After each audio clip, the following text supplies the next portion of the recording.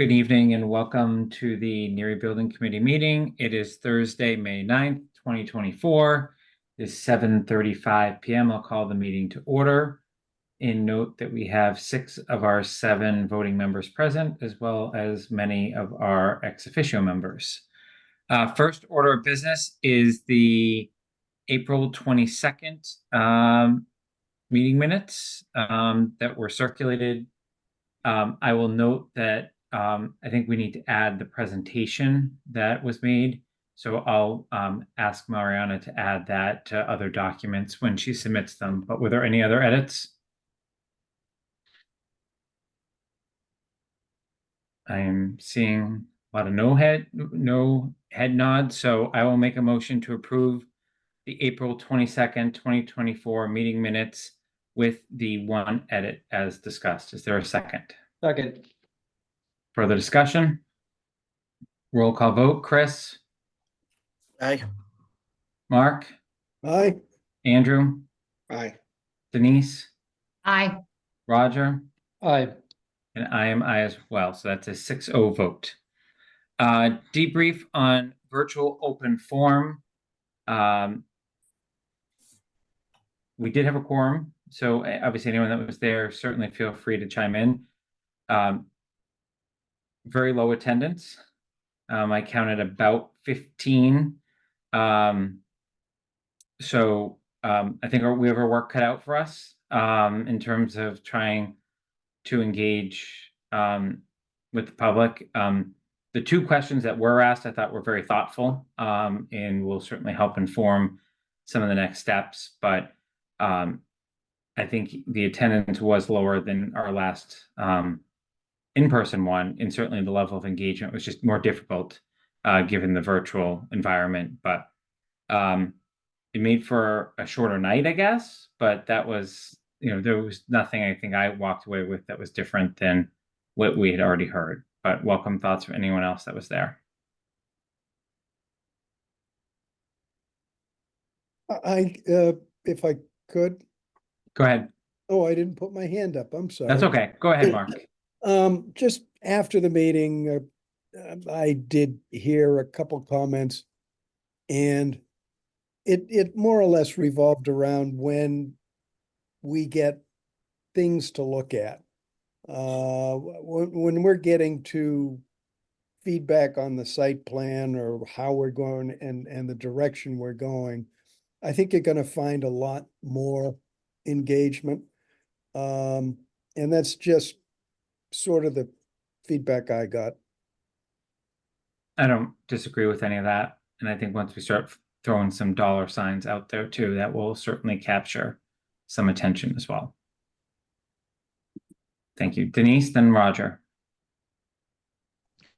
My question was, could you tell, was the audience primarily parents or town citizens? I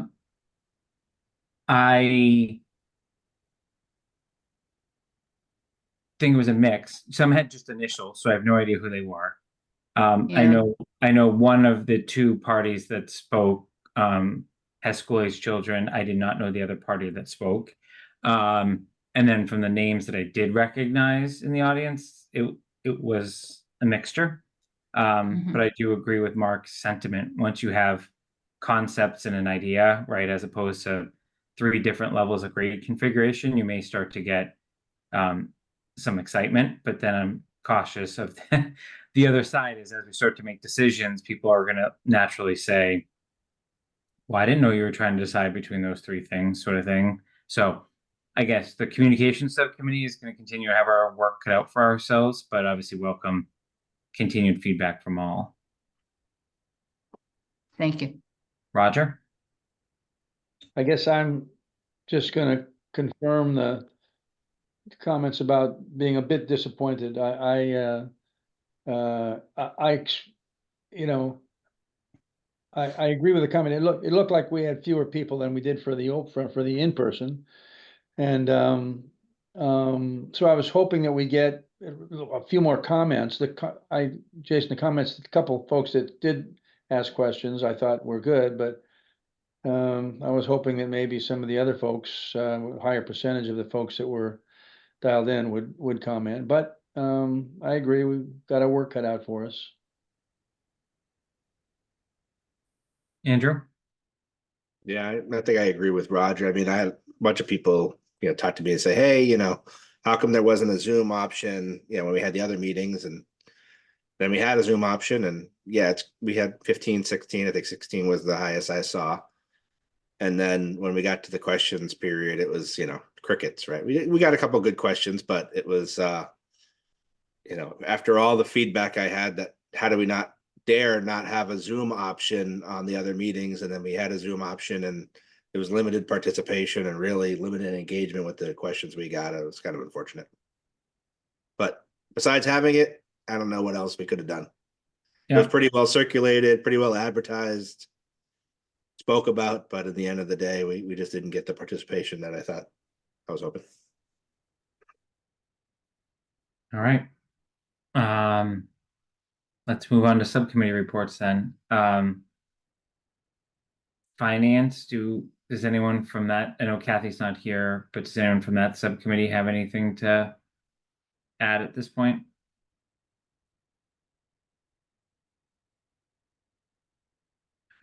Okay, No, I don't think nothing crazy, just approving the invoice, but okay.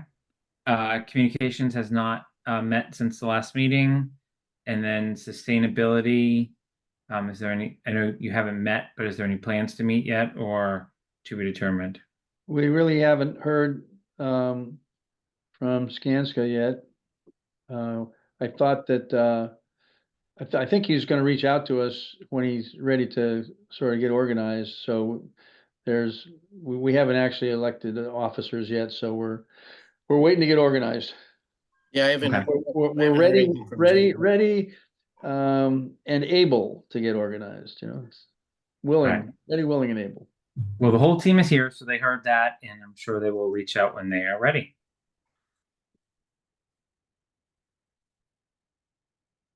All right. With that, we are going to go into the OPM and designer updates. We're going to take this in 3 tranches. First, budget and schedule. Then we'll go to site plan options. And then we're going to talk about numbers. I will have some words to say when we get to numbers, but before we do that, Jim, I'll give you and Katie screen sharing, and if anyone else needs it as we go, let me know. All right. Thank you, Jason.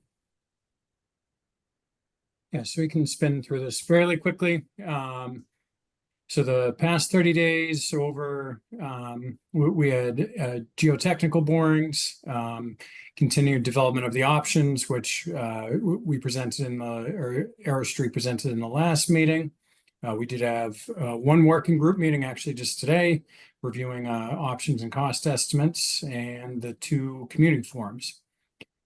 So really in the next 30 days, it's one more working group meeting prior to the presentation of the PDP, and then to vote and approve the submission of the PDP report on May 21st. And then once that's submitted, that kicks off the next phase, the preferred schematic report. We'll obviously wait for comments to come back from the MSBA on the PDP, but we don't wait for those comments to start the next phase of feasibility. Any questions on the schedule? Okay. All right. Yeah, and again, we're obviously in line with our baseline schedule. And as far as the budgets, there's no updates. This has just been updated with what's been invoiced to date. Any questions on the budget?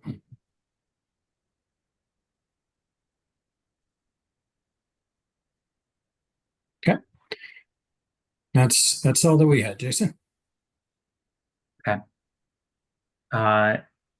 Then I guess, Katie, are you going to take us through the site plan piece first? Yep. I will share my screen. Go. You can all see the site plan here.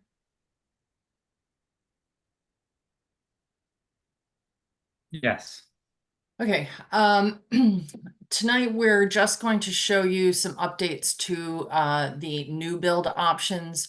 There had been some questions about how these layouts would sit on the site. So looking at the parking and the flow of traffic and that. So these are our initial ideas. Obviously, we'll continue to study whichever option we decide to pursue, but this option is what we're referring to as the C4 option. That just means it's the 610 enrollment on the Neary site. We have two different configurations. Actually, we're showing the preferred option. This seems to be the one that we're leaning towards at the moment. Of course, we'll continue to study with the classroom wings that are sort of facing towards the river. And then the more community spaces and the auditorium and things that would be accessed by the general public facing towards the parking lot. This is the, so Parkerville Road is coming in here. This is the existing road that goes over to Troutier. So it would just be making a little loop over into the parking area at the back of the site, which is currently where the Neary building is right now. This would be building on the current playing fields.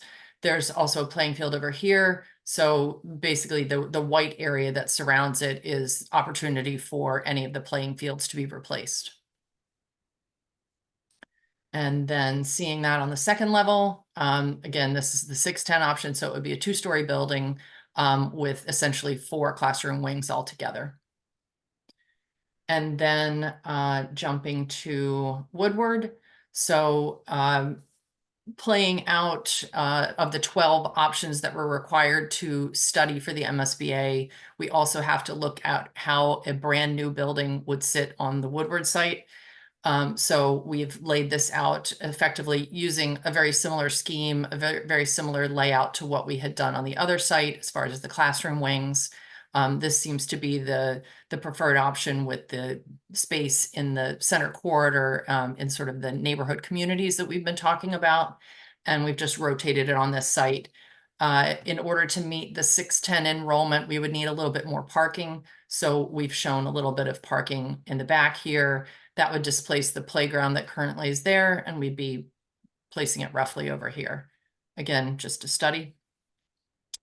And then showing this is for the, if it's a 450 enrollment, the second floor would be 1/2 of that wing. And then the 610. Katie, you're talking about tearing down current Woodward completely? This is, so the 12 options that the MSBA requires us to study, one of those, as spelled out, is a brand new building on the Woodward site. It will probably not be a preferred option, but we are required to draw what it would look like and go through the motions as far as an estimate and that to play it out, just to prove that we've looked at everything. Katie, can you go back to slide 3 for 1 second? Sure. So it's slide 3, because when you got to slide 4, you said that one was 450. Sorry, They're for both 450, and that's just a for second. it's sort of a build slide and maybe I'm not explaining that all the way through, but if it were a 310, which I don't recall if that was one of the ones that we were required to look at, but if it's 450, you would have this ground floor as a single level, and then you would have a second floor that's 1/2 of it. Got it. And then for the 610, you would add the other half. Okay, so Sorry. slide 3, which would really be 305 / could the be. first floor of 450. That's Okay. right. Okay. It could, if it was 305, it would be just a single level, and then if it's at 450, you add one wing, 610 the other. Okay. So I would just it's- change the enrollment at the top to say that, just to make it. That's Yes. what I got going on. Yeah, this is mostly for showing it to you. For the PDP, we're going to have every image for every different of the 12 options. So we'll make sure that those all align. Okay. And then, so this was the 610 option. So effectively that's what we wanted to show you as far as the new options, just the fact that we are playing out every option that we're required to by the MSBA. These will also all be included in the PDP. So Andrew, you were saying this is all one story, even with 610? No, it's because it was just the label at top was misleading because it was the 450 level 1 is really 304, 305, but the first floor of both the 450 or the 610. That makes So the sense. 610 is 2-level all the way through? Yeah, Yes. so the 450 is 2-level on one half, and then the 610 is 2-level on both halves. So this is the second level for 450. And this is the second level for 610. And the white is not 2 levels? Correct. There may be some taller spaces like the gym and things like that, but again, this is very schematic.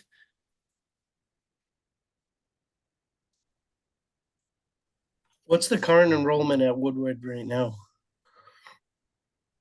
It's 2 grades. I don't recall off the top of my head. Maybe Greg knows the exact number. I don't see Greg anymore. It's currently 2 grades. Yeah, so just give me 1 second so I can give you an exact number. So 230 or so. But see, this is why this one doesn't make sense. They told us we can't close the school, right? We cannot close Woodward. That's what they told us. It's too new. Yet we can tear it down. So, and I agree that this is probably not where we're going, but it still makes no sense to me that we're spending any time on tearing down current Woodward. We tried Try what? to explain that originally, but Apparently, you did not succeed, Jason. On to the next item. all right. So does anyone have any questions on site and kind of just some of the options they're coming up with? I think while anyone thinks of any questions, we keep referencing the PDP. That's going to be a document that we are slated to do a draft review of next week. It is a very long document. We are likely not going to sign off on it in one meeting, which is why we have a series of meetings coming up. And I know Katie will walk us through what's going to be in it, but like that's where all this ends up, right? In shows kind of the MSBA, what we've been doing and where we may start to go, right? It doesn't make any decisions. We don't get to add our commentary about viability of some of these things, but Katie, maybe if you want to walk through what you have on the screen now, I think that would probably be helpful for people to understand. Sure. So as Jason said, this is quite a lengthy document. There are a lot of different pieces that we're going to be pulling together. So what we're going to show you today is just the table of contents so that you get an idea of the sort of scope that's going to be included. You'll all get a chance to look through it much more carefully, but this way you have an idea what to anticipate. So basically, it's going to include an introductory section, which is talking about your town, the location, the size of the size of the community, all those sort of things. The statement of interest that was issued issued to the MSBA and how you got the project through the MSBA. There's a whole section with the educational program that Greg and his team worked really hard on. It is also Greg, I don't know if you remember how many pages it is, but it's quite a long document just in and of itself. Too many pages, Katie.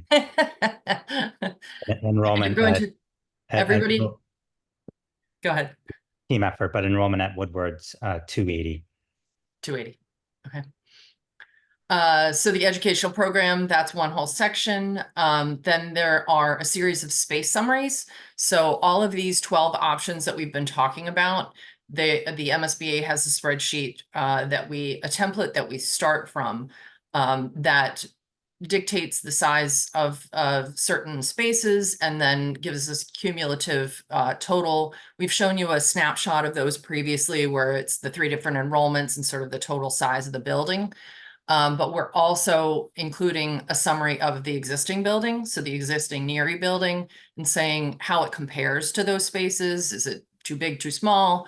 On several different categories, it's the cafeteria, it's all of the different the description of all the different types of spaces, and it's showing side by side how that all compares. We have to do a space summary for each of these 12 options as well as for the existing building. So that will be in this section 3.1.3. The next section is the existing conditions. So that was, we talked about how our engineers and folks had come out to the building, looked at what there is there now. It's really meant to document where we're starting from. And also that's where you would describe anything that would need to be done for, say, for the base repair option. Those recommendations are based on what was found when our engineers and other designers went out to the building. So it's the whole description of everything that currently exists. And that's broken out into all the different sections, including the site and soil and hazardous materials, traffic, all of these different sections. Then we'll go into the site development. So that's talking about the topography and the soils. We'll put in some description about the wetlands, the restrictions related to the setback from the waterway, starting that conversation so that we begin to highlight what we need to protect and the distances that we need to maintain. Talking about the athletic fields and outdoor spaces and things of that nature that we need to have, as well as other considerations like parking, circulation for emergency vehicles, that sort of thing. And then the next section starts getting into the alternatives. So we've been, we'll summarize some of the school policies and things like that that are helping to form those options. And then we go into our description of each of the different 12 options that we've been talking about. And it's broken down into the base repair are the options labeled with A, the add renos are the options labeled with B, and then the new constructions are labeled with C. And those are the 12 different ones. And then there are several different appendices that are included, statement of interest, some series of different reports. So as you can see, don't take the page label there as gospel. This is a draft at this point, but it is going to be several hundred pages. So that will be coming very soon, and we'll be meeting here to talk about it and flesh out any of the questions that come from reviewing that.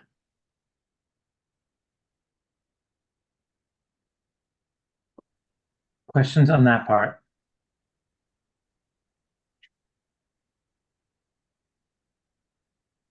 All right, are we going to numbers next, Katie?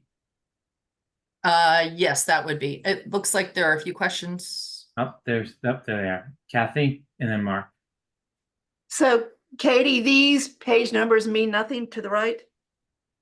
They mean nothing currently. This is still a draft form. Things like the appendices we need to tie together. We're still adding some of the content, especially pages that are appendices. We need to tie them back to this table of contents in our document. So I'm just saying, don't necessarily assume that there are going to be 1,200 pages, but it is going to be quite lengthy. Okay, because there's a lot on 174. So Yes. So when are we going to get the document to be able to read before the meeting next Thursday? We are sending a draft of this report on Friday, tomorrow. And it's going to contain as much content as we have at this point. There are a few miscellaneous documents that we're pulling together, but it's going to have everything that we have up till now. We are submitting it finally to the MSBA on the 21st. We have to submit a hard copy to them. So we'll be wrapping it up mostly by Friday the 17th so that we can print and compile it and have it to them on the 21st. Mark? Kate, you have, hang on, before you go to Mark, Mhm. you have what you need from all parties? Because I know, like, even as late as yesterday, Skanska was asking the district for things that I was surprised we were still asking for. I Like, think the first time stuff had been requested. There are a few documents that I know that Skanska had requested. I think it was, Yeah. we're trying to send it out on Friday, but Greg and his team have been told to send it over on Friday. So we'll be slipping those in tomorrow for the draft. But again, we have the following week to finalize anything and put in anything that's lingering. And you'll have a process to track changes once an initial draft goes out to the committee, because I know Greg has the school committee voting on this next week as well. So there is kind of a parallel review going on at the same time. We internally have a Bluebeam document that we track all of our comments on. We can do our best to keep track of. I don't think we're gonna not using tracking changes like you would in Word. Understood. It'll be larger, added document, that sort of a thing. Okay, so Jason, we might have to run change a version analysis just to do that. But I mean, this long of a document, we either need, a week to review the final, or we need some kind of red lined version with the changes. I agree, and I think we're gonna also have to we'll have to set some parameters of how people are gonna provide their comments, because we cannot just provide comments in a document due to open meeting law. So when we send it around, we will provide kind of specific instructions, and we just ask that people read the instructions. And that's why we're going to have 2 meetings, so that people can bring comments. But I realize there likely will be some, hey, you typed this, you spelt this wrong, sort of thing, type comments too that come in along the way here. So we'll create kind of a guide, just so we make sure we stay on the good side of these things. That said, Mark. Yeah, I think Kathy asked a couple questions I was going to ask, but beyond that, we submit this report. Are we locked in at that point to a decision? For a specific option? Yeah, No. No, okay. it's only the list of this sets up the list of options that we have been reviewing, the 12 options. And in the next phase, when we get to the PSR submitting that's when you're submitting your preferred option. So we're not locking ourselves into anything. It's basically locking up the options that we are going to review in the follow-on phase. So how far down from the 12 do you think they might take us? Well, Are they going to eliminate a whole bunch because that's what our conclusions are, or what are we getting out of this? so it's not up to the MSBA to review any at this stage. Okay. That's up to the district to review in the next phase. They're Okay, going to make sure that all of the options that they laid out align with the statement of interest. And those are the 12 that we've been discussing, and make sure that everything is in there. This is basically setting up the information to be reviewed in the next phase, and MSBA is going to look to make sure that it's all in there. okay.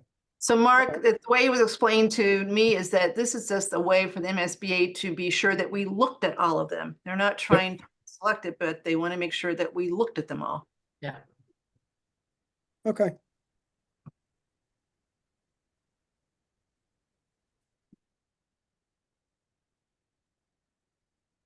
All right. Any other questions on site plan or PDP before we go to costing?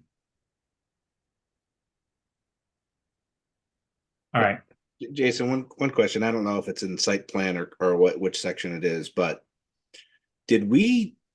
was there an option or a design done for 305 as a standalone option and not I understand you could do an option for it, but it just there's no option like a 305 where the classrooms are above or something like that. It sounds like it's like a 610 with only one floor. Right? At You're this talking about point, Like if there was only if Arrow Street only had to design a 305 student school. Is that New- the exact new design school. we've come up with? At this point, it's just spelling out the number of options and getting some preliminary information so that we can have some preliminary estimates. Okay. Whichever option you choose to pursue, we can look at stacking different ways. Okay. There's some efficiencies to So we're some. not locked into what we've seen right now. No. Okay, then. Yeah, so that's a key point, that there may be even deviations off the different options, a new 305 with different layouts as we go through the PSR phase, as Arrow Street continues to, refine the design. Thank you. Including the 2-story 305, new 305. That's what. Yeah. Yeah, could be. Go ahead, Roger. Yeah, I think that, to the, both the designer group and the project manager group, I think you recognize understandably that we're a little frustrated, because we see that there's your energies, right, going into things that really aren't going to end up being, a reality for us at all, so. But, I guess we understand that's the system. I guess that's the MSBA If we system. want their money, Yeah. that's what we gotta do. Yeah, and that's, when you have an MSBA funded project, that's part of the process, and that's definitely not unique to this project. However, in the PSR phase, as we go through those, we can start to, discount certain options. And then, as we get closer and closer to a preferred option. So, the whole PSR phase, we're not going to be studying each of these options, equally all the way up until the end. As we go through them, we're going to be able to take some off the table. Go ahead, Denise. No, just to follow up with what Kathy said, it's interesting that, we're being treated, Kath, the same way as they treat every other school applying for money. They make you do this, this process, which obviously in our minds is kind of a waste of money, because there are options we know that are not going to fit. But unfortunately, as you said, to have their money, we have to do this. And they do it to every school system that basically takes their money. So it's not something that's new to us. We're not just getting, singled out, correct? Correct. Yep. Yeah, unfortunately. Okay. So before we go into costing, I think it's really important to say what I'm about to say. All the numbers we're about to hear are incredibly preliminary. I don't think any of us are going to like any option. I'm just going to forewarn you right now, in terms of the cost of any number. I think we have a responsibility, though, as building committee members, to be stewards of this project and allow the process to run its course, right? These are incredibly preliminary numbers. None of us have weighed in even on the space in these buildings, right? There's some rough square footage going on here, and I think this will hopefully help us guide to decisions in making important and critical decisions for the community, on what we think is our best recommendation of a path forward on this project. So I would encourage all of us, obviously, to listen, understand what the team has done and what they haven't done, and realize that they've done kind of some all-in scenarios, basically taking everything and putting it into a cost machine. We know there's going to be tough decisions on every project, this one certainly. But I think what I at least hope to glean from discussion of the committee tonight, and then any subsequent conversation that we have on Monday night, is we've talked a lot about, in the last 30 minutes, some of these options that don't make a ton of sense in terms of configurations, right?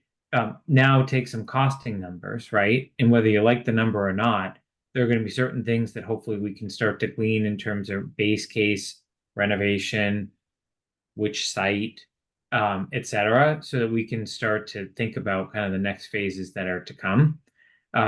And I think it's really important to just continue to remind everyone, because this is a public document that we're about to walk through that will continue to be refined.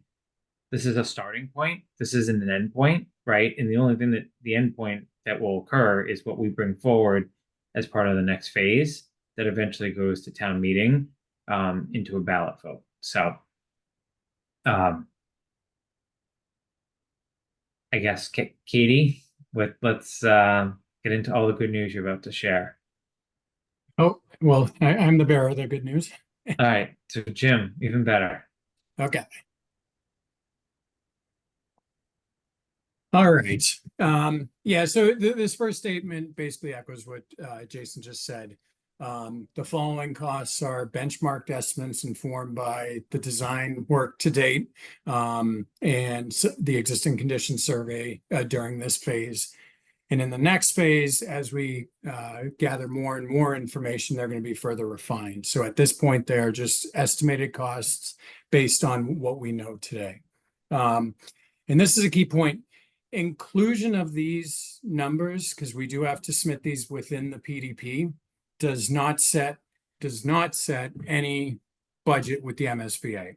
So these can be adjusted. This is just for showing that we've placed some numbers to them, and they're for comparative purposes only amongst the options.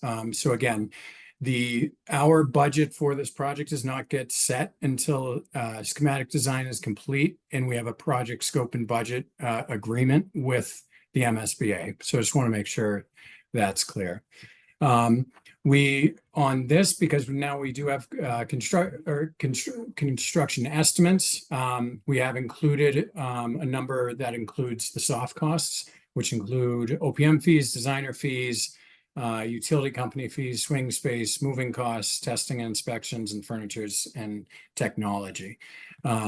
So those have been shown as a range because as we go through the phasing and all the study in the follow-on phase, we'll be able to dial those costs in. So now we're just doing a rough estimate on those.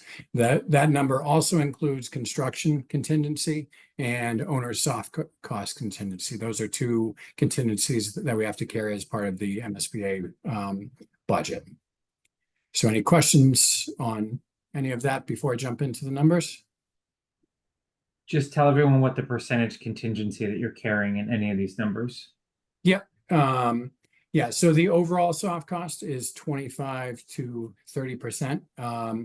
So for a couple of the percentages that we can have percentages, OPM fees are typically around 3.5%, designer fees around 9.5%. Construction contingency is typically 5%. Owner soft costs is 2.5%. And that's from, benchmarked historical data from other projects. And as we get through the options, that may move up or down.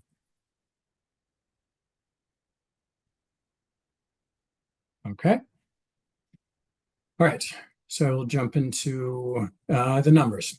So we've organized these in each of the A, B, and C options. So that's the base repair, ad reno, and then the new options, which are C. So starting with option A1, base repair at Neary for the 305 enrollment. We have a estimated construction cost of 48 million with the total project cost between 63 and 65 million.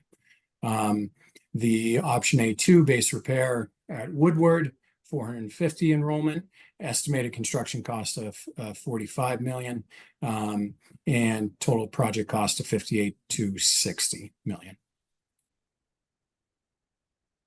So jumping into the ad renos, option B1, the ad reno at Neary for 305. That is 88,690 square feet. The estimated construction cost is 86 million for a total project cost of 108 to 112 million. B2, so that's the ad reno at Neary 450, gross square feet of 102,330, estimated construction cost of 100 million, with a estimated total project cost 125 to 130. And then the 610 enrollment, 122,000 square feet, estimated construction cost of 114 with total project cost 143 to 149 million. And then jumping to the Woodward ad renos, the 450 ad reno at Woodward would for 104,435 square feet. The construction cost 99 million, total project cost 124 to 129 million. Then the 610 enrollments, which is 130,782 square feet, estimated construction cost of 118, and estimated total project cost of 147 to 153 million.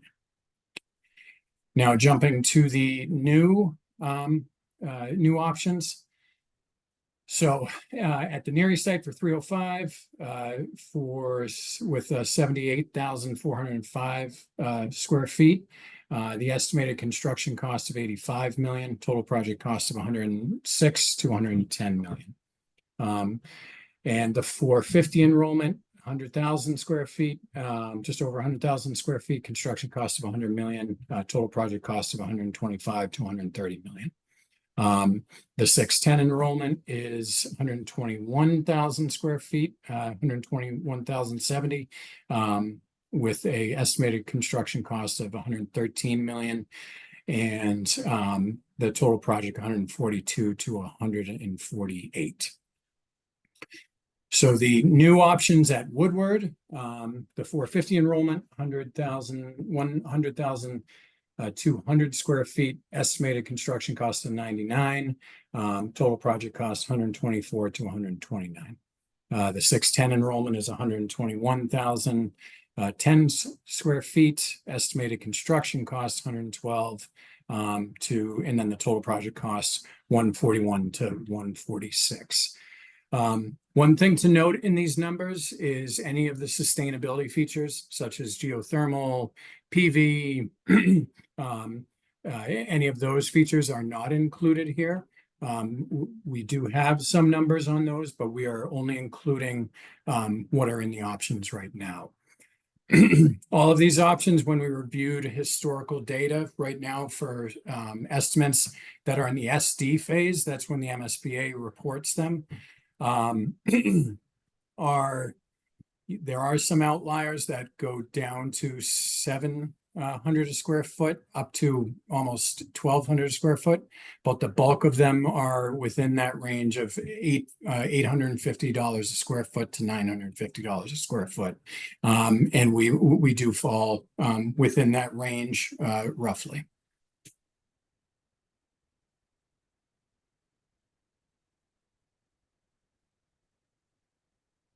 That all you got, Jim, before I Yep. open it? So when we try to structure this, because there's a lot of numbers that Jim just went through very quickly. So what I would suggest we do is let's go back to the top. Yep. Right? In each scenario, now pause and make sure that everyone understands and gets their questions answered. And then what we'll do in the end is if people want to start comparing like ad reno on a certain site, right? Like with different enrollments, we can then kind of cross-pollinate the different situations just to keep this somewhat structured. The one thing I just want to point out is on this particular slide before I go to Kathy is how in a base repair can we have the same square footage essentially within 1,000-ish square feet, but 150 different in terms of enrollment? Like not following what's going on there. You're talking about option A1 and A2? Yep. So this is the way it was described in the matrix that the MSBA provided to us, as far as 305 for Neary base repair. And then the A2 at Woodward, they have it under the column of 450. But you But how can't. do you have no, how do you have, yeah, I mean, how do you have no more square footage then? Yeah. we have, as Greg said, we have 280 students in that building right now, and you didn't give us an extra square foot there. So you're saying we're going to spend 45 million of construction on a base repair that doesn't add space for 150 students, and we're already at close to the occupancy permit. I'm just not following. I get what column MSBA has it in, but I'm not sure how you did the costing on this one.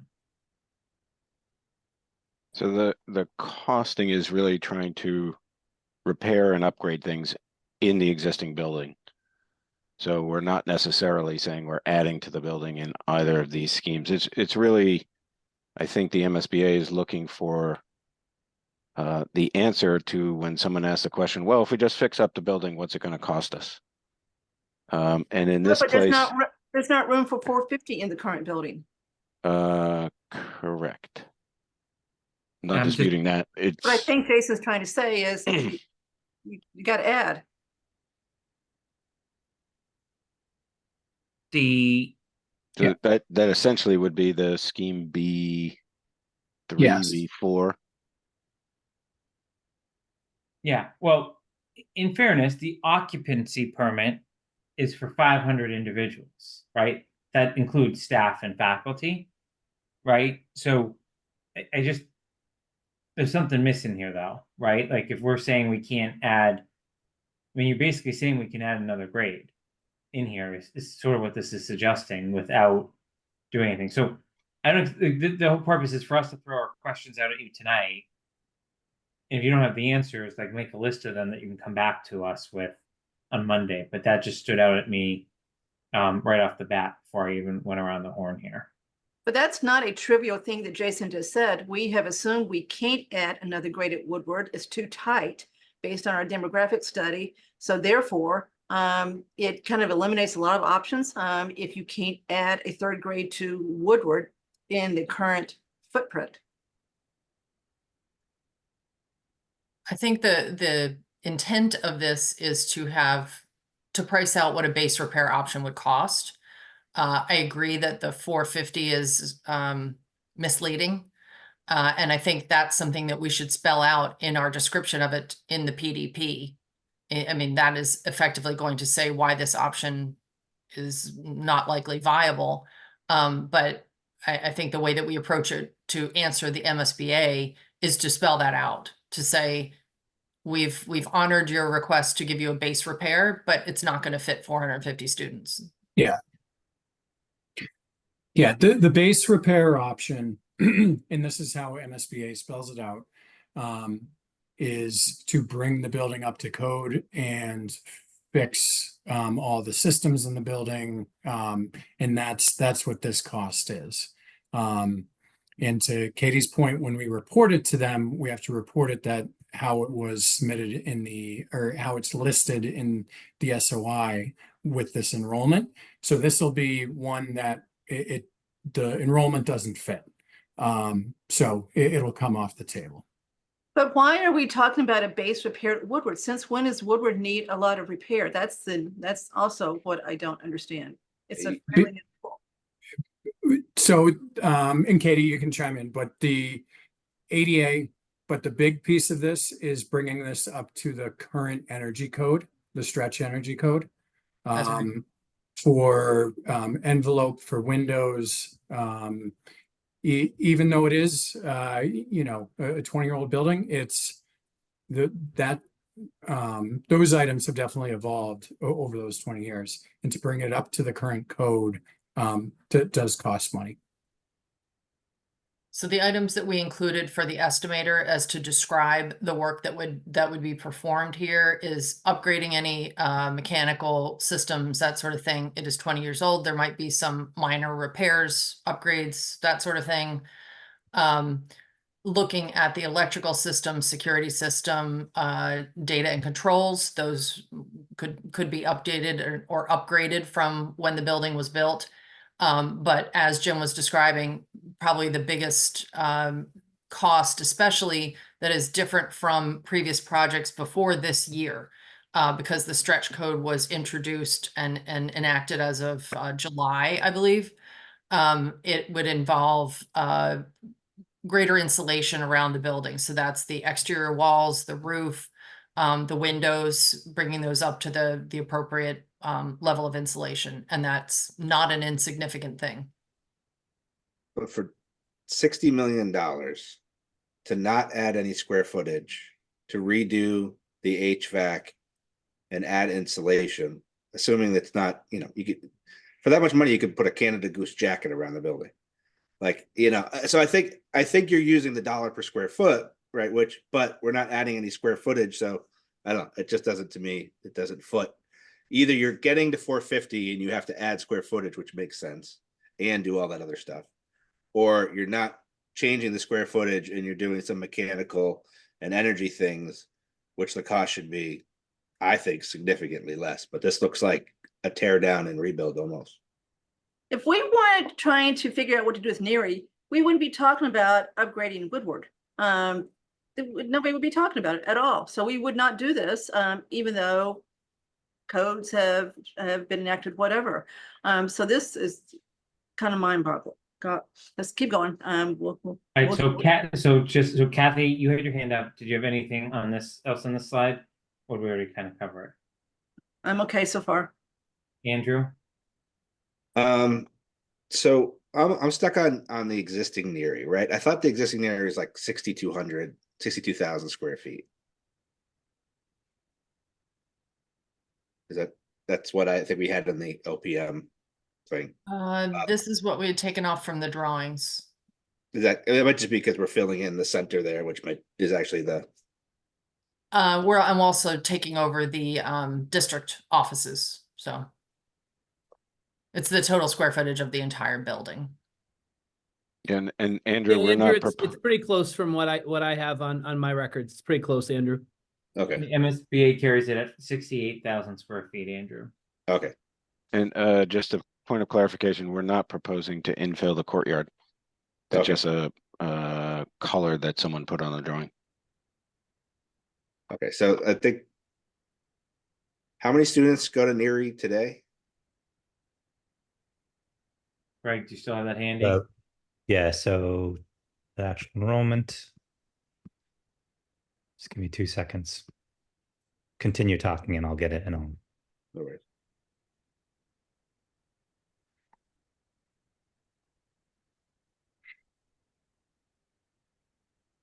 So yeah, so I think my concern was we don't need as large of a Neary today for the current 2-grade configuration we have. So, I mean, it's less of a concern on this one as it is more on the C, but we'll get to it. But Neary is oversized for our existing student base for a 2-grade configuration. I understand we need to make it be a 305 because we need to make sure that we have additional space. But you wouldn't reduce the space. But I wouldn't make it 88,000. Where you So- get 88. Yeah, So- but we're not on that slide yet. But I think No, but I just wanted to. I had 62,000 in my head. Just wanted to confirm that part on the slide first. So 262. 262. Okay. So in Greg, you have, if you have it handy, the current grade 4 is like a very large class, correct? In current grade 2 is a pretty large class compared to standard, like our average run rate. Do I have that right? Yeah, so grade 4 right now is 150. Hmm. And then grade 2 is 150. And what's grade 1 and 3? Grade 1 is 150. Grade 3 is 125. You can all kind of see the different numbers that exist. Andrew, are you done on this slide? Yeah. Mark, on this slide?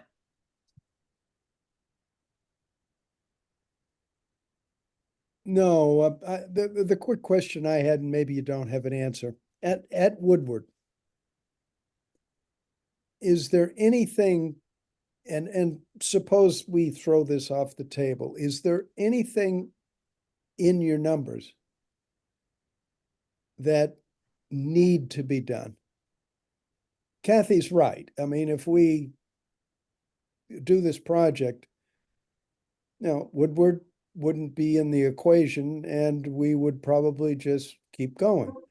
But in your expert opinion, is there something in here we should be doing? Is there an issue in here that affects us from utilizing this exactly the way it is for the next 20 years? So this would be, if we are performing this volume of work, this would kick off all of these code requirements. Yep. So that is the requirement. As far as anything, you could occupy it for the next 10 years and not touch it. From a code standpoint, there's nothing, that we've gleaned from the PDP phase that would say otherwise. So no, it's only a requirement based on the volume of work that would have to go into the building. Okay. I think the one clarification there is what this, the MSBA process requires you to look at like a new boilers, new mechanical systems, those kind of things. Because they want to say, well, if this were brought up to speed and were as if new. So, your boiler system there is going to last as long as it's going to last, and eventually you'll have to replace it. We didn't see or understand that there's any imminent issues that say, oh, it's failing on a regular basis or otherwise in jeopardy. So from that standpoint, no, but from the accounting standpoint, the MSBA asks us to do, we're adding that to this cost to show that if you were to, sort of bring this all back up as if new, this is the cost associated with it. Okay. Denise? Yeah, I think one of the interesting things is what Greg just gave us for information. Historically, correct me if I'm wrong, Greg, most often our classes have been coming in between 120, 130. These blips of 150 of 3 years that you just quoted are on the high side. My question is, can you tell from the census that you've been able to acquire, are those numbers going to hold? That we're going to continue to see 150 versus the numbers we've been seeing along the way? Yeah, so one of the comments I would make is that, pre-entering MSBA, we did significant enrollment studies, both with RLS and NASDAQ. So I think we have a pretty good sense of enrollment.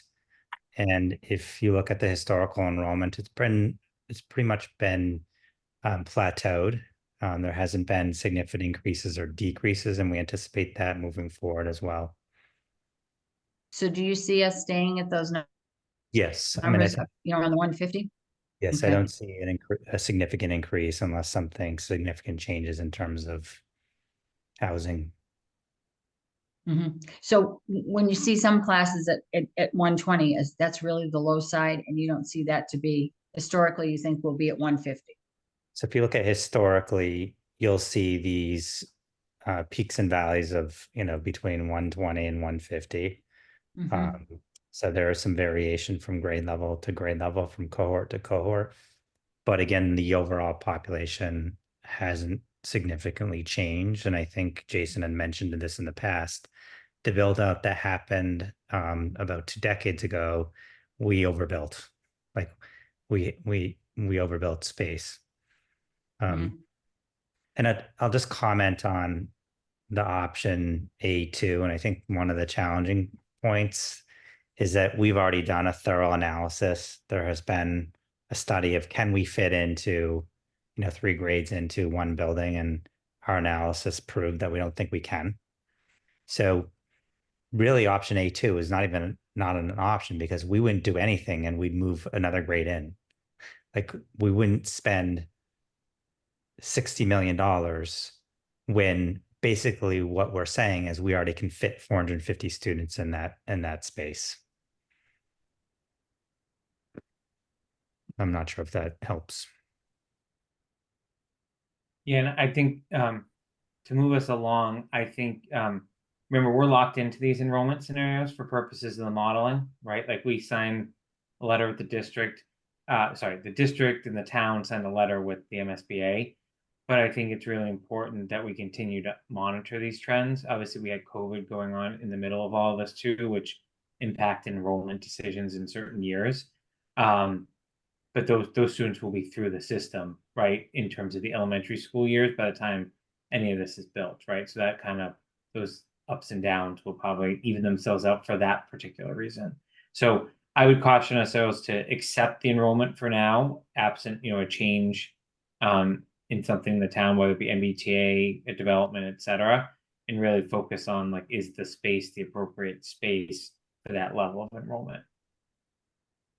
Which I realize is not probably part of tonight's discussion, but Jim, I think you've heard a couple of times now, right? I think we're gonna have to understand from you and the Aero Street team how we go from one size building to another size building, and where the space is, because we haven't spent any time on that yet, and I realize we're not at that phase yet, but clearly when people have now seen these numbers, that's gonna be important to understand why we need X thousand square feet more. Yeah, definitely. Okay, we're moving on to the Bs. Questions on this? This is ad reno. Andrew. Jim, I don't know if this question's for you or for Katie, but my understanding is there's a space allowance per student that MSBA that was, I think, thought for like a 305 was like 180 square foot per student. Will they let us build a school that big? Or will they just not reimburse us for anything over that amount of square footage? So I'll let Katie just speak to the square footage, because there's a square footage allowance per classroom, per space. We have a cap of square foot costs. But as far as a cap per student, there isn't a cap per student. There's a cap on the total square footage of particular spaces. So Katie, Larry, if you want to add to that. Yeah, the template that the MSBA provides to us, the first step that you do is to put in the number of students, and then it has its own internal formulas and it generates, as Jim was describing, the sizes for all these different spaces. So I think it's just a slightly different way of describing how you get to these numbers. It's not, one student equals this many square feet. It's because every space is not the same. It's not, if you add 2 students, you don't add square footage. Things like the cafeteria, we've talked about that, or the gym that might be a consistent size through multiple variations.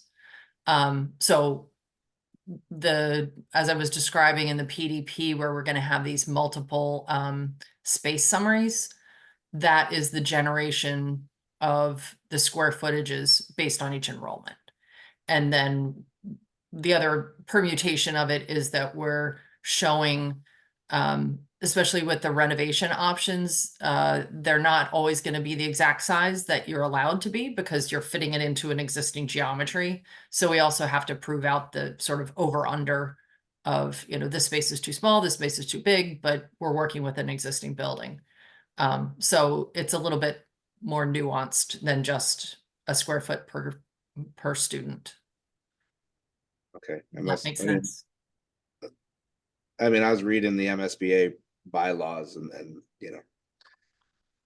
just pull it up. CMR 693 Mass Reg 206, general provisions approved for the educational MSBA, blah, blah, blah, blah. And you could do if any facility exceeds a grossing factor of 1.5 over the enrollment per square footage, the authority shall not approve a total facilities grant. We Which do would need be- to keep it below the Yeah. 1.5 Right. grossing factor. The Yeah, grossing but- factor, 100%. But that would get us at 82,000 square feet for 305 students. At a 1.5 grossing factor, which is high. A lot of schools now are These 4.5. also include an auditorium. So 82 that would be reimbursable and the other 6 wouldn't be, is what we're saying here? Well, I think, Kathy, what I'm trying to say here is I think this is too large of a school. This is, in my opinion, this is the absolute maximum that the MSBA will allow, right? They say, you should do 180 square foot per student at a 305. You should be at whatever, 54,000 square feet. They'll allow you to go up to 1.5 times that. Anything more than that, they won't approve the project. When you say they won't, they won't Well- approve that excess for funding, right? Everybody? Well, it's just, and then we're layering on stuff that like an auditorium that MSBA doesn't pay for. So it's like the biggest of the biggest of the big in terms of square footage. So, But Andrew, hang on 1 second, Larry.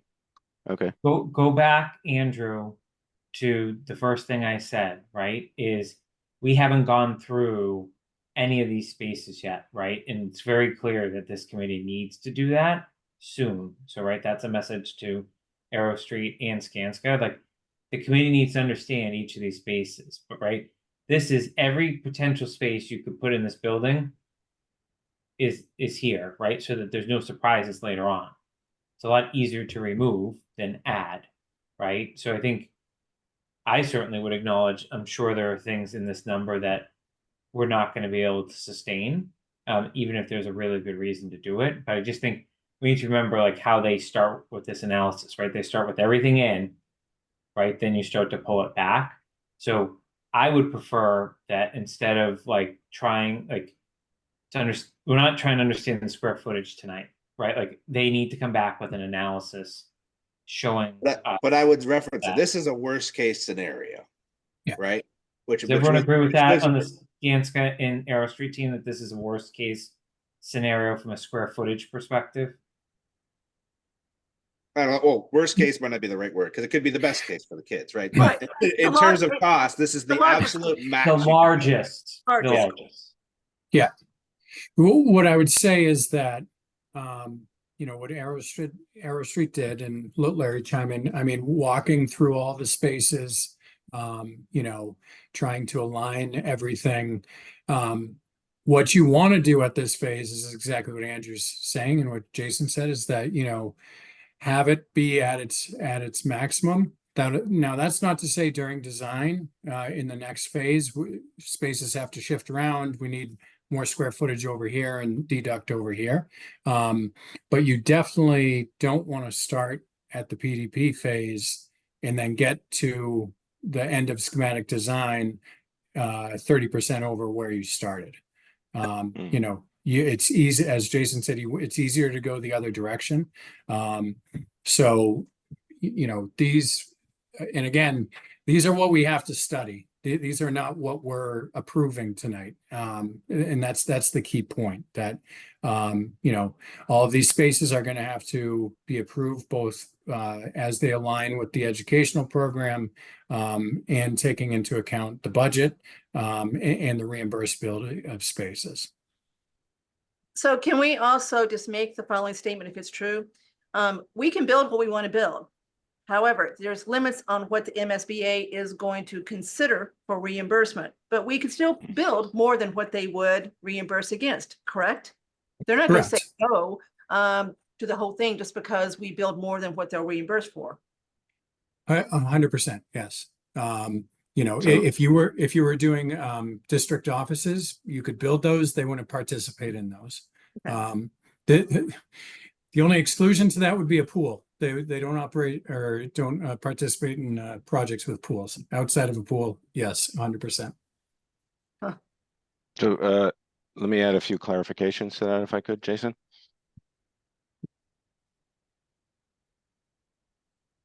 Go ahead, Larry. Okay. Yes. So a couple of things are going on. One is, having worked with the school department and understanding what the needs are. So we're setting up the educational program from that side and trying to understand then how that gets reflected in the spaces in the building. And the key that the MSBA is going to want is, the two are quite tightly interlocked. so that we're not creating spaces that the school department isn't asking for or leaving out spaces that they happen to be asking for. So we want to make sure from the start, and then as we go along, if we start pulling things out that the educational program requests, then we have to justify that back to the MSBA. So we do have to be a little cautious about, this is the worst case scenario, and we can start peeling things back. We did talk about the auditorium. Right now, it's included in these numbers, both on the square footage side and the cost side. And you're right, the MSBA won't participate in that. The one thing I wanted to clarify from Andrew, your point, once you take all the net square footage of the building, their grossing factor is the 1.5, where the net is 1, and then you're adding 50% for your mechanical systems, non-program spaces like bathrooms, toilets, service areas, outside walls of the building, circulation, all those kind of things. What they've said to us is if that number gets to be higher than that, they consider the building highly inefficient, and they will not participate. At all? At all. At all? Right. Isn't Okay, this, so what I said was wrong. There are scenarios where they just will say you've gone On too the other long. hand, to Jim's point, if we add in this case, an auditorium as a net square footage, and we add the appropriate circulation to support the auditorium, they will carve off and say, we're not going to participate in the auditorium, but they will participate in the building and the project in general. So that's the little caution there. The 1.5 is, on and the it is in the participating? it's in the language of the statute. Yeah, okay. That's what I was reading was the statute. Right, Okay. right. So it's, you subtract out anything that they're not participating in, but as long as the amount that they're participating in isn't over the 1.5, they'll participate. But again, that's the max at which they'll participate. Yeah, and what you would do, so we have a 3,500 square foot auditorium, which gets grossed up to 1.5 times that, and whatever that math is, sorry, I don't have it in my head, but 4,500, let's say, they don't participate in the 4,500 square feet. So they take the net that you tell them you want for that auditorium plus the grossing factor, and they push that to the side. So the 3 square footages we see on this slide, these do represent what Greg and his team have determined would be ideal as far as the education program they want to have reflected here. Yes. Yeah, so these are all fed from the space summary. When we're going through the PDP, that's the numbers that come out Right. that we have And reviewed and passed. there's also various incremental changes that happen. The cafeteria, the existing cafeteria is small, should be larger. The existing gym is small, should be larger. So you're seeing some incremental growth. You're also seeing growth in areas, new types of rooms that don't exist in the existing Neary, particularly in special education spaces, things like that, world language and other things that add to part of the gross, the new requirements for the school. And we often see that the buildings are growing much larger, even though the enrollment may be staying reasonably consistent, because it's adding spaces that are necessary for the teaching in today's environment.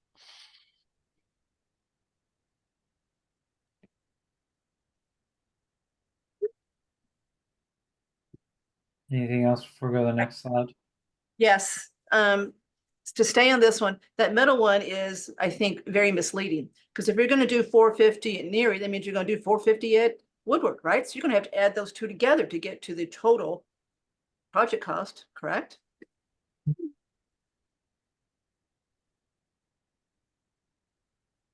We've only added 1 grade to Neary with the middle one. So where's the other grade going if we're closing Finn?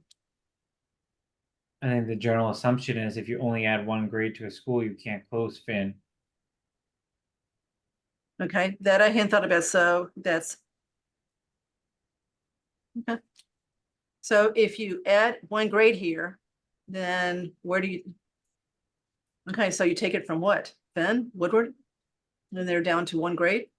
If you don't close Finn, does Finn fall into that category of Code Having- compliance, Having to upgrade that one too. Mm. stretch code and everything else. Or you look Finn's at a not- subs, Finn is not part of this project. Let's all Yeah. remember. that. Finn is completely. You can't talk. Like the only thing we can talk about is whether it stays open as a school or not.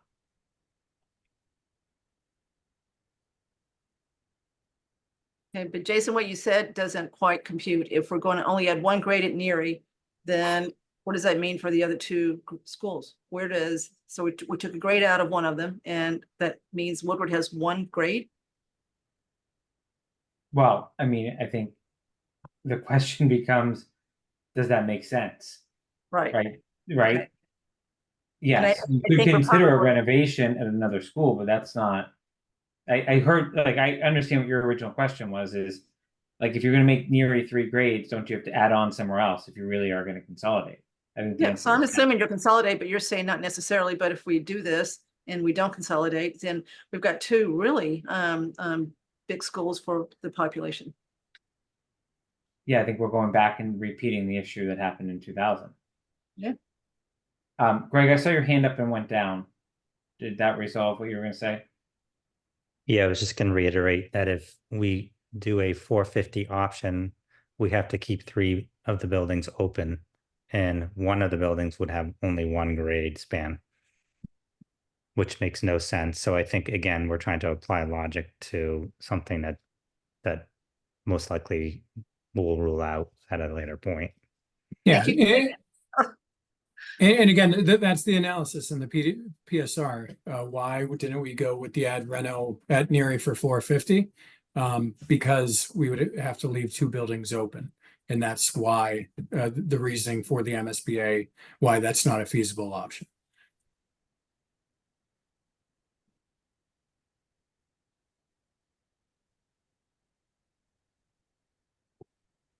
All right, other questions on this slide? All right, next one.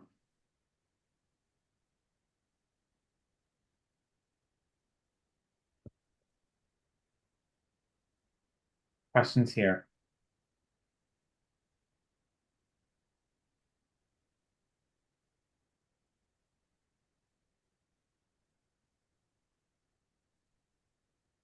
No, All right. Not worth discussing. No. All right. Slide 5. Questions here? So, Mr. Burrows, what happened to our $1,000 a square foot all in? This is much more. So maybe you met pure construction costs, because that comes out pretty close. And then we add the contingency and soft on top of that, because we're clearly So- $1,000 square foot with these. So cost per square foot is based on construction costs, not soft costs.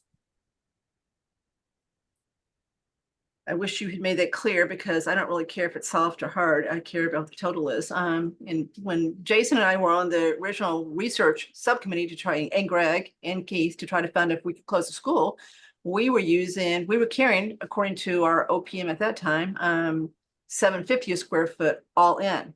And so now we're talking, it's not even 1,000, it's what, $1,250. Okay, I apologize if there's confusion with that.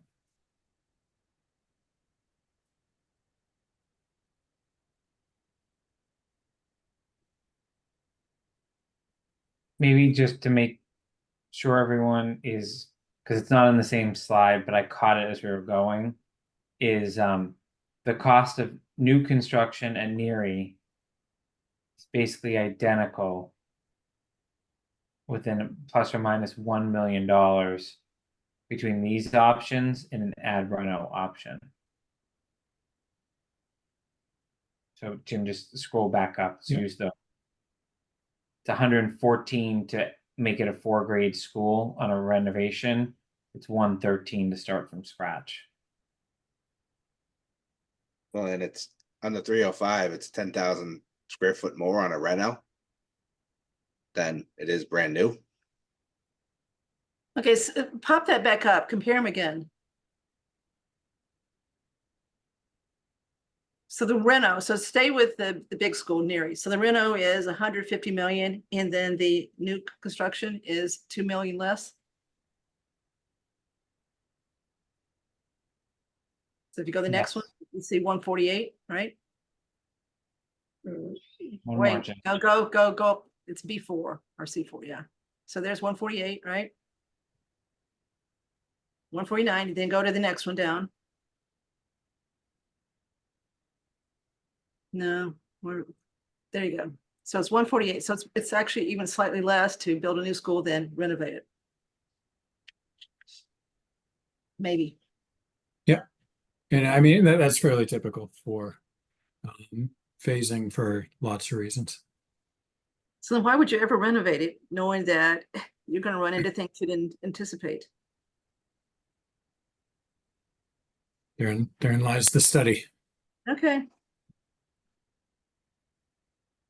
But I think we already answered this, but just on Andrew's question, the reason there's different square footage is because when you renovate, right, you're dealing with potentially inefficient use of space to start, and you're trying to reuse the existing infrastructure, so that you end up with more square footage than if you were starting from scratch. Is that correct? Did I hear that earlier at some point? Yeah, you're forced into the existing geometry, and as you said, sometimes it's not the most efficient use. Some spaces may be a little bit too big, some a little too small, and all of that just adds up into, yeah, a less efficient building. Yeah, I would just add though that in the renovation schemes, we were trying to right size a lot of the rooms in accordance with MSBA guidance and what we've determined the school needs for program needs. So yes, there's some inefficiencies, but it's also a fair amount of work has gone into, making the classrooms in ways that would support the breakout type learning spaces that the school is looking for, or the district is looking for. So if you were to try to sum up what we've looked at so far, it looks to me like we're talking about 4 options that are more viable than the other 8, and it would be C1, C4, and then the 2 for the renos. So we're talking either 110 million, 150 million. And nobody has to comment to that, so I'm shocked at the C1. I'm shocked at the size of any Neary C1, any of the ones, any of the 305s. I mean, I haven't seen a project MSBA is approved for that size for that many students, or that any school, any town has done. Well, Hopkinton's was 150 that they approved. But I That think was it's a lot that more was students. larger. I think Yeah. more students.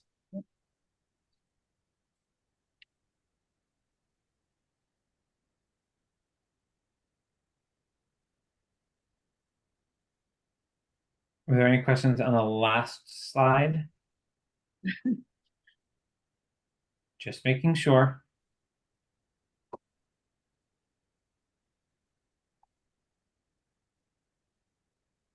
All right.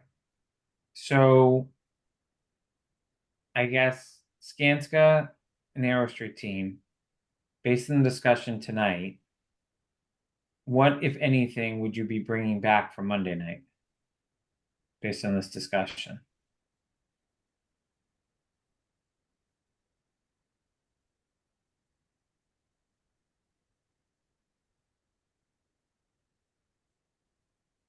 So at this stage, I mean, we have our estimates. There's going to be a lot more information to come in the follow-on phases. I think that's been the bulk of the comments as far as the size of these buildings. And that'll be the task of, the project team to run through. I don't think there's a ton of new information from this conversation that we can really come back with as far as further clarification at this juncture. 2 months from now, when we're a little further down the line with the design, I think there probably will be. So, Larry, Katie, your thoughts? Well, certainly, we've done detailed takeoffs on the building square footage, and we can certainly circulate that so you get a sense, because I appreciate Andrew and Kathy looking and saying, wow, these buildings are big. And so looking at that carefully so you can understand where that's coming from makes sense to me. That's providing clarification, not necessarily new information. I do think it is at this point, whether or not the auditorium still is in the project or not is a question that we don't necessarily have to solve now, but it's certainly driving some costs into the project. And I think the other question that was circling around, which we've been, I think, starting to look at is in the existing Woodward, what is your expectation for number of students you can get there? And Greg, I think you said you had a study where you could fit 450 students in the Woodward, but maybe I misunderstood that. I have it open. Comment. I have it open. The occupancy permit is for 500 people in the building. Yeah. Right? So when you have approximately each grade averaging 125 to 150, right? Go with the high number for a second, right? 150 times 3 is 450, right? And then you've got staff that have to be in the building too. That throws you well over the occupancy permit under the existing structure. Right. But another way of looking at the occupancy permit is that's how much the building egress and toilets and other things can support.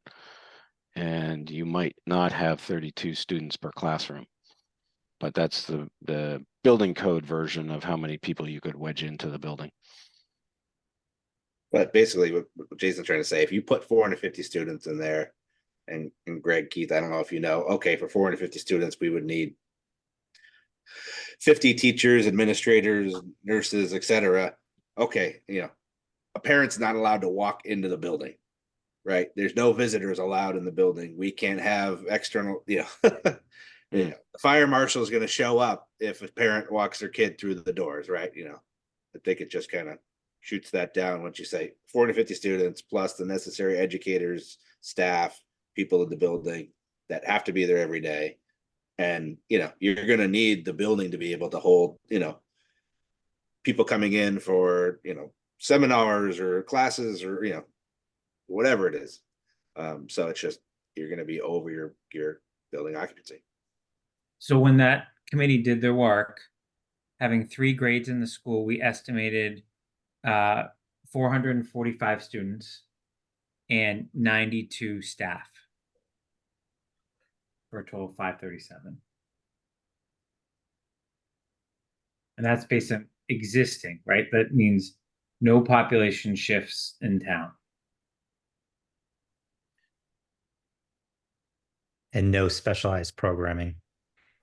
So Jason, when you told me we had room for like one, it was that close. It sounds like we don't have room for one. We're net negative 37. That was using an average. In the year that I made the pitch to town meeting to get the feasibility dollars, using the enrollment that year, if we just moved one of the grades to Woodward, it was 1 student off. That was the one example you're referencing. Versus Greg's was an average for the study that his administration team did with our subcommittee. Denise? So I think, tell me if I'm wrong, but the square footage would be different basically because the educational programs today are not what they were 20 years ago. And so it was more of a very closed individual little classrooms. And now we're looking to accomplish a different educational philosophy. So we need extra square footage is my first comment, if I'm right. And my second comment is in the numbers, we should be reflecting an increase in building costs that have been exponentially more on every building project, whether it's a home or what it is. So does that sort of sum up the added space and some of the added money? Because obviously, I think with the kind of programs we want, and that we're talking about that the school department wants, these neighborhood areas and things are so different and more space for these different types of educational programs than we had in the past in either a Neary or even Woodward, which was is 20 years old. Am I correct in that philosophy? Yeah, so is the cost, everything's escalated to the start date of the project. So, yep, Mhm. for that piece of it. And the square footage, is that correct? Because these new programs or the way in which they want to teach do a lot more square footage than the traditional old style, right, Greg? Classroom situation? Correct. The educational program speaks to the types of programming we want to provide students, which then changes the types of spaces we need compared to our standard schools today. And that's clear, Denise. We've got, I know Andrew Pfaff still thinks we've got 62 Neary, so I'm going to use 62 Neary. He's usually right. And then what's being proposed for a new Neary 2 grade is 78,000. So that's clearly true. The third thing Denise has changed is our reimbursement rate is a fraction of what it was in 2002, 2003. We got 63% back then. 100%. And I mean, there are towns that their reimbursement rate could be as high as 90%, but we are definitely on the low side. And, that does make a big difference, but doesn't change the complexity of what we decide we need to build, unfortunately.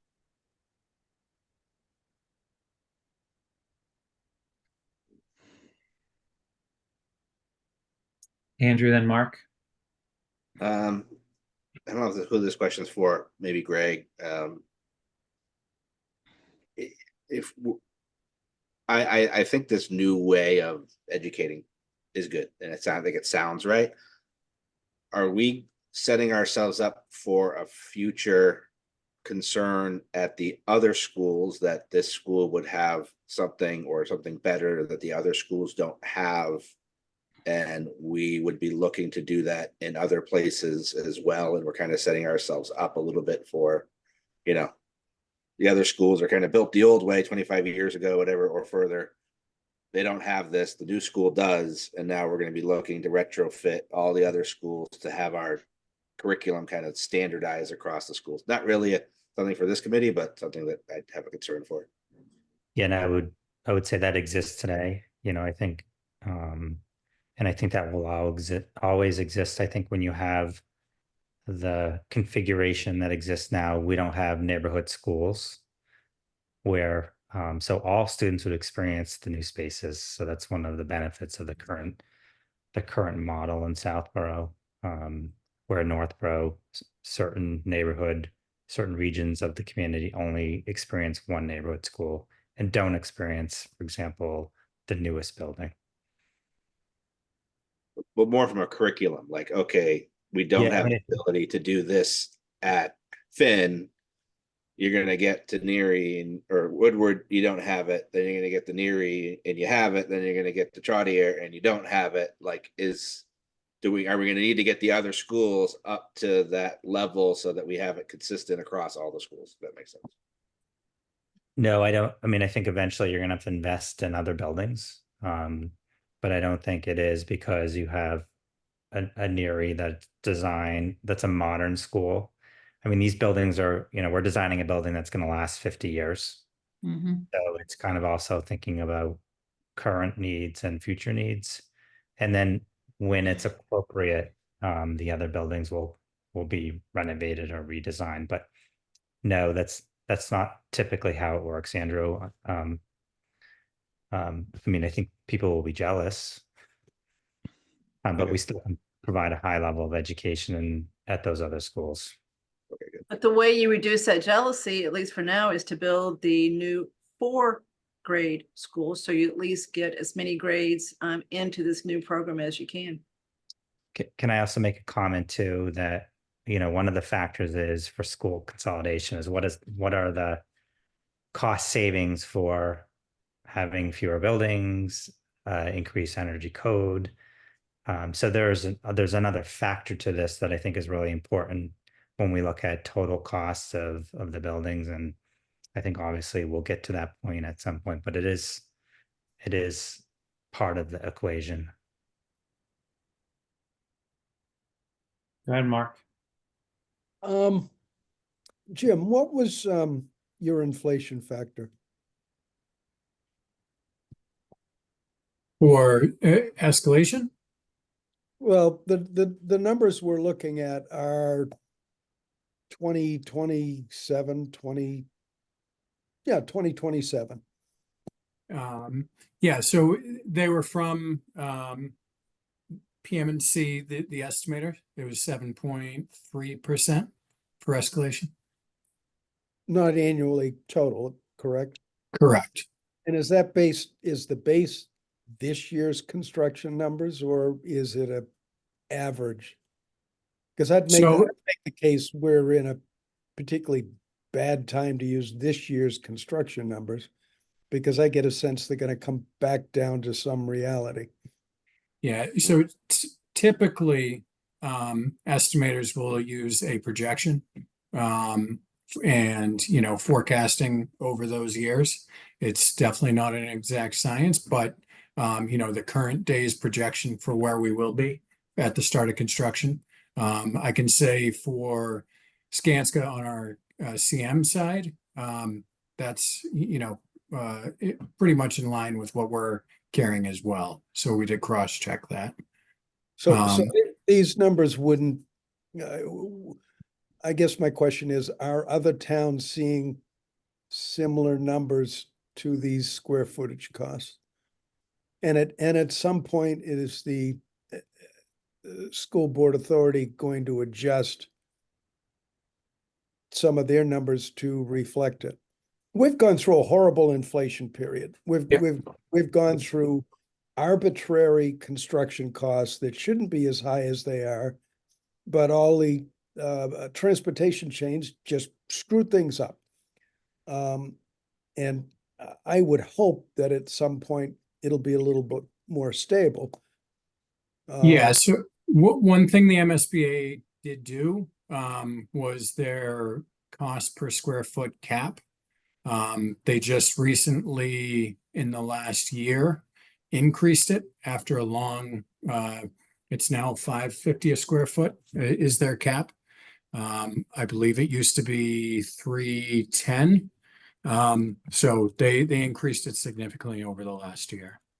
But look at what you're saying. If it's 1250, they're gonna give us 510. That's less than half. If we've got a 39%, call it 40% reimbursement rate gross, we really are talking about an 18, 17% reimbursement rate effectively. So that's based on construction costs, $5.50 construction costs, not, that doesn't Okay, factor so in. what have you got on that? 1,000, right? Right? Pardon? Is in your number 1,000 for the construction cost? Construction cost per square foot is between. Let me pull this Look on up. your slide. Look on the slide that we've been showing there. There was a number there for construction cost.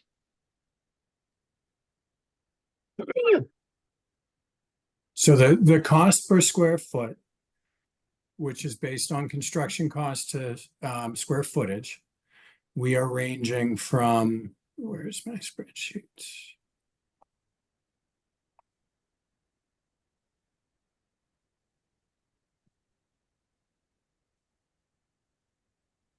On the low end, we're at 657 and we go up to 1,084, and that's for the C1 option. Okay, so 1,000. They're gonna give us 550, right? So we're still talking about an effective reimbursement rate of about 20%. Which is what we assumed all along. I mean, that's Yeah. when Chris and I were Yeah. doing the committee, working with John Lemieux, that's what we came up with, was about 20% effectively. And we got 63% effectively when we built the last 3 schools. Yep.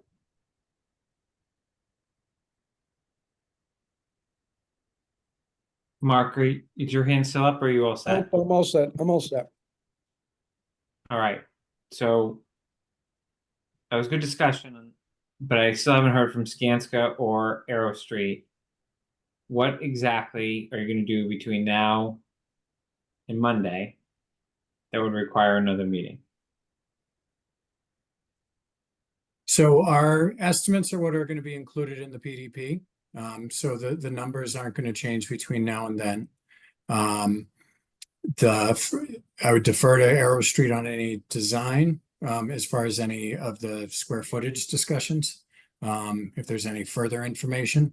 But as far as the numbers are concerned, these are what can be included in the PDP. Go to Arrow Street, then I'll see if the committee wants to see anything. I was more. gonna say, so we can provide the breakdown of spaces so folks can get a look at that. That doesn't necessarily require a meeting, but we can get those out to folks. So you can see in the various options what all the spaces are that add up to the numbers that you're seeing.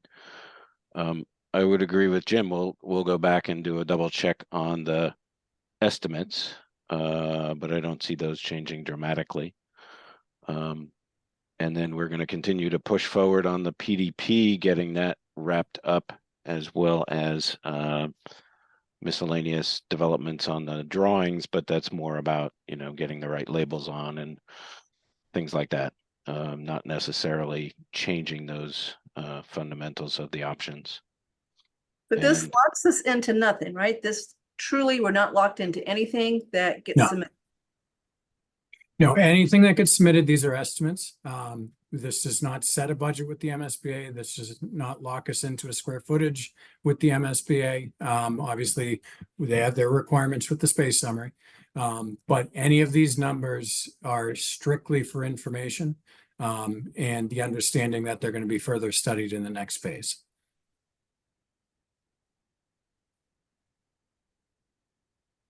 Okay, so committee, hearing that, do you want a meeting on Monday to further discuss cost estimates? Because that's the only thing they asked on the agenda.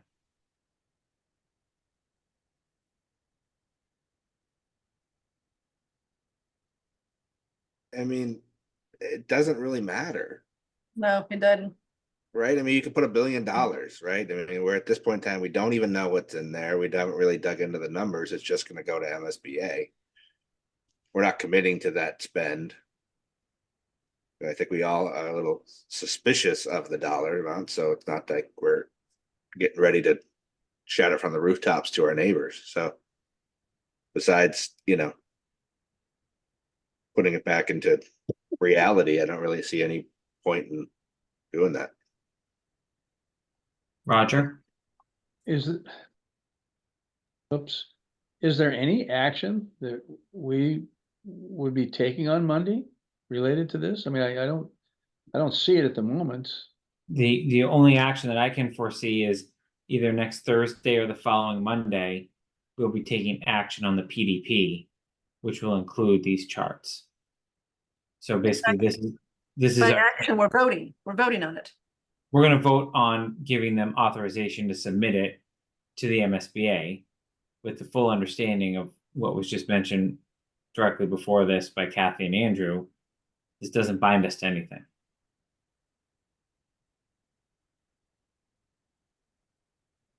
It's a snapshot in time of where we're at. Yeah. Kathy, something else to add to that? Yeah, I'm trying to quit talking out of turn and raise my hand like everybody else nicely does. So I see no reason to me to talk about this anymore because there's nothing that's written in stone at all with this. I don't know what else we do to it. I'm much more concerned about the process going forward where we really do start knocking out some of these options quickly so we know what we're really going to focus on. And then how we're going to get to the point that we truly end up with a program or a project that we think we're all going to be able to support. So I see no reason to meet to talk about this again. Denise, then Mark.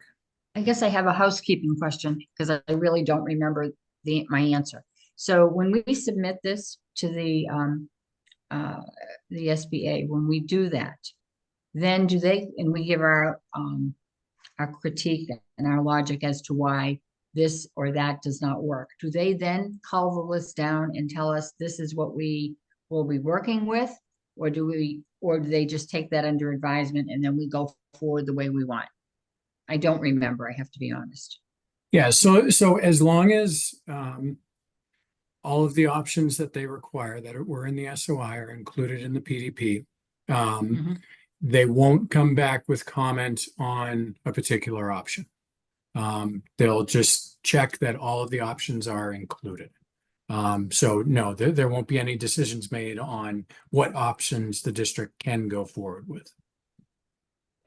So really, I have to agree with everybody. I mean, I don't see any reason to rehash this. This is just going to them and they're not even going to comment on it. It's just a step that they're making us take that we are doing. They want to make sure we've looked under every rock and then we go forward. I guess after they accept the proposal, is that how it works? Correct. Okay, Mark? I'm good.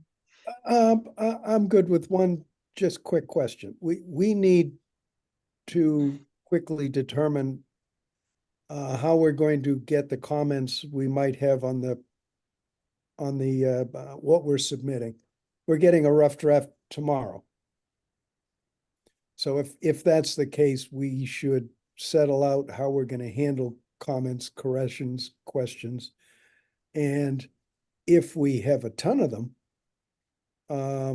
we might want to reserve Monday to be able to come through. And my suggestion is they go to you, Jason, and then they get dispersed back to Skanska and Arrow Street. So I'm gonna think between now and whenever that PDP gets sent out about the best way to do it. And I'll Okay. include the instructions in there. Next Thursday is meeting 1 of 2 on the PDP. So I think we do have 2 cracks at it. And I don't think most will have time during the week. I'm assuming we're not going to get it at 9 a.m. tomorrow morning either. I'm assuming this is going to be the sent out, right, as everyone's weekend begins. So I don't want to be presumptive that people are going to all have the time to get through it by Monday afternoon, evening. So I will provide a process that allows you to submit, non-substantive comments, and then probably all substantive comments are going to have to come to a live meeting. So I don't have to tell my wife that I'm going to spend 3/4 of Sunday reading this document. Am I correct? You have until next Thursday, I think. Is Okay. gonna be the deadline. Mark, and that's a personal decision too. You must have some Touche. baseball games to go watch this weekend, Mark. So, okay. With that, then I'm going to cancel Monday's meeting. It has been posted. I'm going to leave it up there. If anyone has a change of heart, but I think we should plan on canceling it and giving some time back because everyone has some homework that they'll have to read. I would ask, obviously, there's a ton of conversation about square footage tonight. I know you're going to work up a chart, Arrow Street team, but I think it's really important that you try as best you can to overlay the existing Neary spaces. So I'm making up a number that's gross. If an existing Neary classroom was 50 square feet, obviously totally wrong, right? But I'm just using that for illustrative purposes. And now you're proposing it go to 100, like just be able to show that, right? This is what it is, this is where it's going to, and then extrapolate that for the gym and the cafeteria and everything like that, so that the committee can make educated views on, where the educational programming is driving some of these spaces, so that they can make informed decisions of supporting ultimately whatever square footage we start to embark down with any of these options. So take your time on that, get your PDP done first, right? Because it doesn't sound like we need to deal with that before the PDP submission. Well, I was going to say we've basically done that, and we've presented sort of a high-level summary of it. But we will cross-check it and get it out to everyone because I think it will help. So it shows what you have existing and then what's proposed and how that compares to MSBA standards. It uses the MSBA space summary template, which those who are Excel wizards will like to see, and the rest of us will suffer through. Okay, Chris? Just along with the square foot tally, I know we early on were looking at comps for other schools. Is it worth looking at, just to ease everyone's mind, head count compared to square footage of some recent completed projects. Just to look at, schools are bigger now. I didn't think the square footage was outrageous, but I'm also out there. I see a lot of the new builds, some of the schools that are going up. Jim could probably speak to it. I mean, Belmont, Yep. Waltham's building a new high school right now. It's massive, massive construction. I Yeah, didn't think the square footage was outrageous. Yeah, we can certainly pull some comps. I mean, Chris, just to keep in your head, Hopkinton was 146 square foot per student. Okay. All right, Kathy? I'm just dittoing what Chris is saying. I think that we're gonna get asked that. If we bring, I mean, this is gonna be a big, so now we know it's gonna be a big project no matter what we bring forward, right? So we're gonna get asked about how this compares to what others have done. So I think we definitely need to have that data ourselves to help us make our decision over the summer. Okay. I'm gonna move on to public comment. Is there any public comment? All right, meeting schedule, skipping Monday, moving right to next Thursday with a lot of homework in between. We will book a placeholder meeting for the following Monday if we cannot agree on the PDP next Thursday.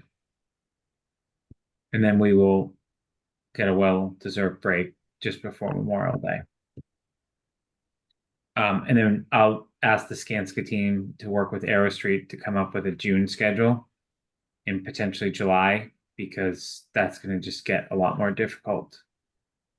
Our school ends, I think, at a record early date this year of June 13th. So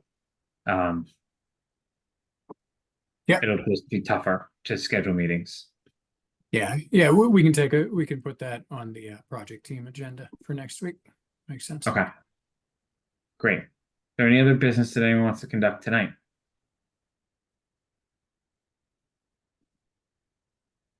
All right. I will make a motion to adjourn. Is there a second? Second. All right. Roll call vote. Kathy, Aye. Chris, Aye. Mark, Aye. Denise, Aye. Roger, Aye. Andrew, Aye. and I might as well. Have a good evening, everyone. Everybody. Thanks, everybody. Good night, everybody. Thanks all.